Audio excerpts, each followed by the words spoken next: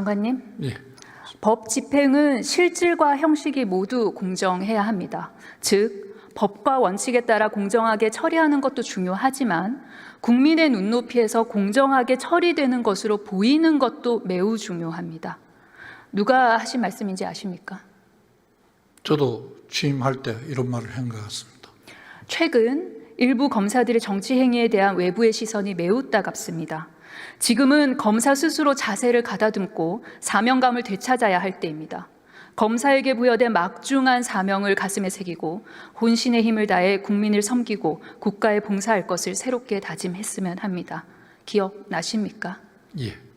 2024년 2월 20일 장관님께서 제70대 대한민국 법무부 장관 취임식에서 하셨던 취임사입니다. 저는 이날만큼은 장관님께서 하셨던 말씀이 진심이라고 믿고 싶습니다. 그리고 이날 하셨던 말씀의 그 진심 한 조각쯤은 지금도 갖고 계시기를 기대를 합니다. 오늘 제가 드릴 대정부 질문 내용은 한덕수 권한대행의 이완규 헌법재판관 후보자 지명의 건, 심우정 검찰총장의 내란 수사 방해의 건, 그리고 장관님께서도 포함된 4인 안가 회동의 건이 될 것입니다. 지난해 2월 20일 장관님께서 직접 말씀하셨던 취임사의 문장 하나하나에 담았던 그 진심을 토대로 질문을 드리고자 합니다. 참고하실 수 있도록 제70대 법무부 장관 박성재의 취임사를 전달드리도록 하겠습니다. 저 갖고 있습니다.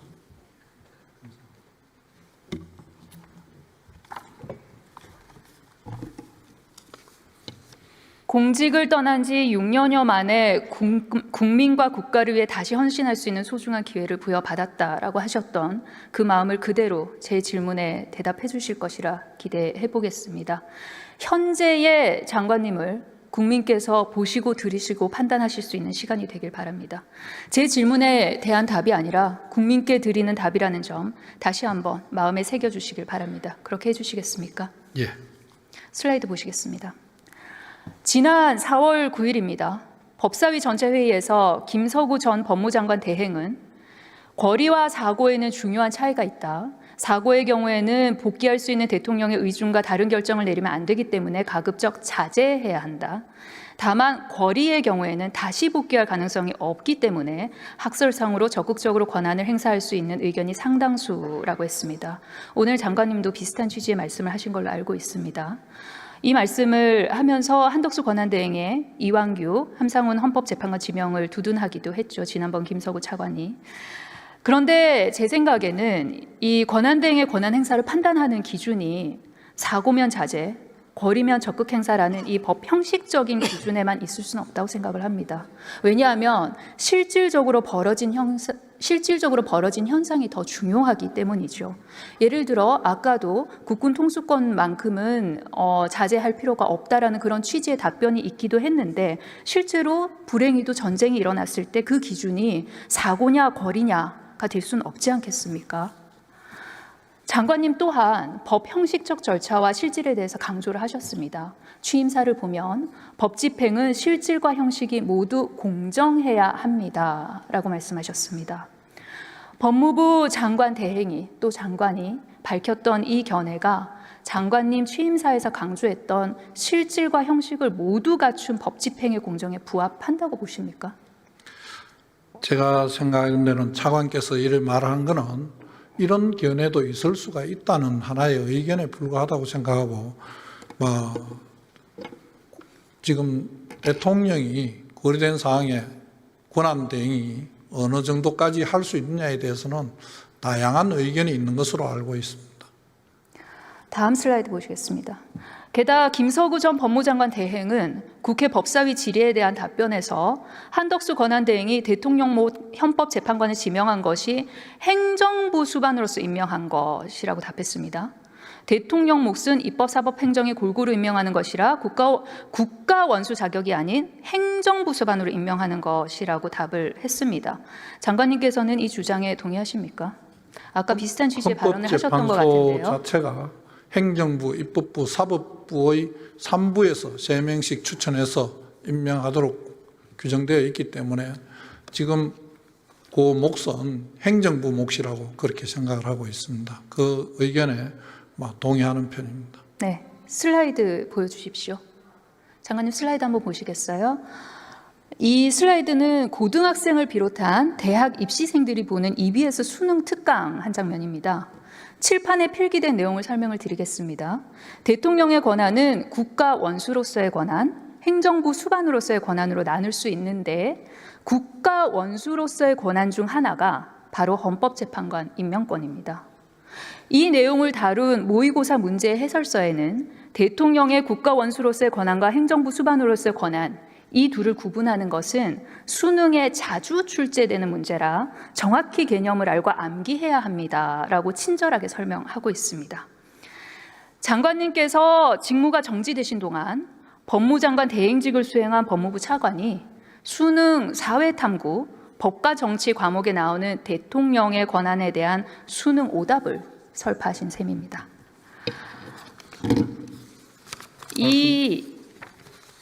제가 지금 보여드리는 거는 중학교 3학년 사회교과서입니다.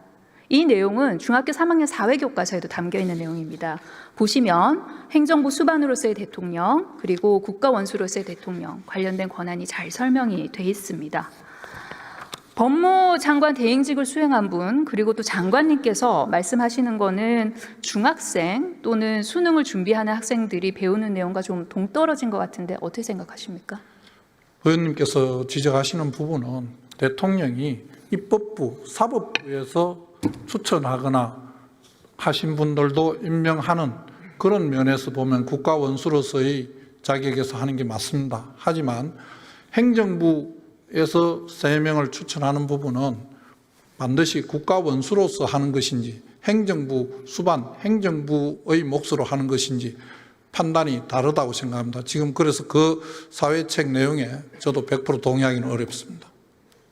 수능 문제에도 그럼 동의하기가 어려우신 거군요. 예, 저는 그렇습니다. 왜냐하면 대통령께서 법과 원칙에 따라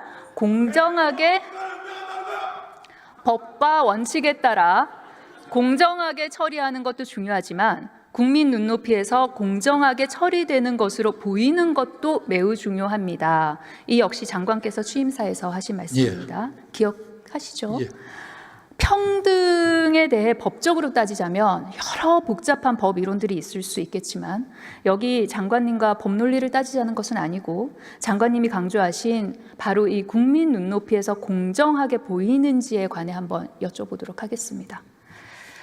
한 마트에서 분유 3통을 훔친 40대 여성은 1심에서 실형을 선고받아 항소했지만 2심에서 징역 6개월에 집행유예 3년을 받았습니다.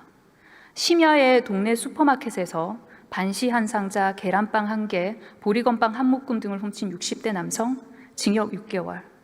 농촌마을 빈집 냉장고에서 바나나 2송이, 두유 1개, 식빵 1개, 음식을 훔쳐먹은 40대 남성은 징역 8개월을 선고받습니다. 바나나 2송이, 두유, 식빵 모두 배가 고파서 한 생계형 도둑질이지만 이 중 누구도 어느 국민에게도 장관님께서 말씀하신 그 법과 원칙은 피해가지 않았습니다. 생계형 범죄로 정상을 참작할 여지가 있어 보이는 범죄지만 각각 징역형 실형 또는 집행유예를 받았습니다. 자, 그러면 지금부터 잠시만 주목해 주시기 바랍니다. 제가 구독자분들을 위해서 선물 하나를 준비했는데요. 제가 항상 여러분들께 드리는 말씀이 있습니다. 뉴스만 평소에 잘 챙겨보셔도 돈이 되고 돈을 벌 수 있다라고 말씀을 드렸는데요. 여러분들은 여기 보시는 삼성전자 뉴스를 보고 어떤 생각이 드세요? 아니면 정치인들의 뉴스, 날씨 뉴스를 보고는 어떤 생각이 드시나요? 그냥 뉴스만 보고 끝내는지 아니면 이 뉴스를 어떻게 이용할 수 있는지 이 부분을 고민하고 계시는지를 되물어보고 싶습니다. 그 이유가 뭐냐 하면 제가 지난번에 여러분들께 뭐라고 말씀을 드렸었죠? 지금은 반도체 섹터를 눈여겨보셔야 한다고 말씀드렸습니다. 그리고 나서 이런 썸네일들 뉴스를 통해서 많이 보셨을 겁니다. 반도체 내용이 이슈가 됐을 때 부자들은 어떻게 생각한다? 반도체 관련주들은 뭐가 있는지, 어떤 종목이 가장 좋은지, 어디에 투자해야 돈이 몰리는지 자연스럽게 생각한다고 제가 말씀을 드렸죠. 그 이유가 뭐냐 하면 부자들이 봤을 때는 이슈가 곧 돈으로 이어지고 그 이슈가 나에게 돈을 벌어준다는 경험적 확신이 있기 때문에 부자들은 항상 이런 사회적 이슈를 관심있게 챙겨본다고 제가 말씀을 드렸습니다. 이번에도 마찬가지인데요. 제가 지난번에 시청자분들과 함께하는 주식으로 수익 내기 이벤트를 진행했었죠. 당연히 100% 무료로 진행을 했었고요. 여기 보시면 아시겠지만 제가 지난번에도 구독이라고 보내주신 모든 시청자분들께 반도체 관련주 중에 가장 크게 급등할 딱 한 종목, 많은 종목도 아니라 한미반도체 한 종목을 여러분들께 추천드렸어요.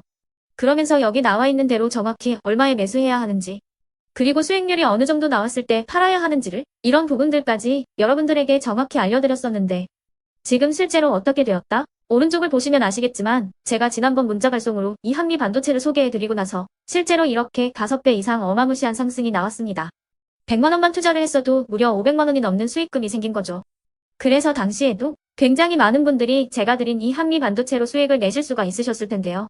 다시 한번 축하드린다고 말씀을 드리겠고, 이번에도 마찬가지입니다.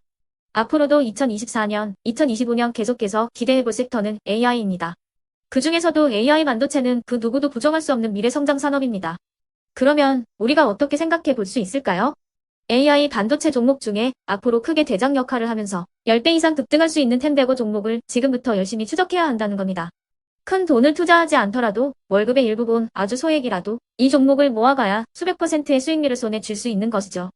지금 여러분이 보고 계시는 이 유튜브 또한 AI 반도체와 아주 밀접한 연관이 있고, 반도체야말로 대한민국의 핵심 산업으로 앞으로 더더욱 시장은 성장할 수밖에 없습니다. 그렇기 때문에 제가 이번에도 뭘 보내드리고 있냐면, 지난번과 똑같이 구독이라는 문자를 보내주시면 제가 AI 반도체 관련주 중에 앞으로 대장주 역할을 하면서 주가가 가장 크게 급등할 한 종목을 여러분들께 문자 발송으로 종목명과 사고 파는 시점을 모두 알려드릴 건데요. 그 문자를 받고 여러분들이 주식으로 돈 버는 연습을 한번 해보셨으면 좋겠고요. 혹시라도 나는 주식을 하지 않는다 하시는 분들은 주변에 주식하시는 지인분들에게 말씀을 해주셔도 되고요.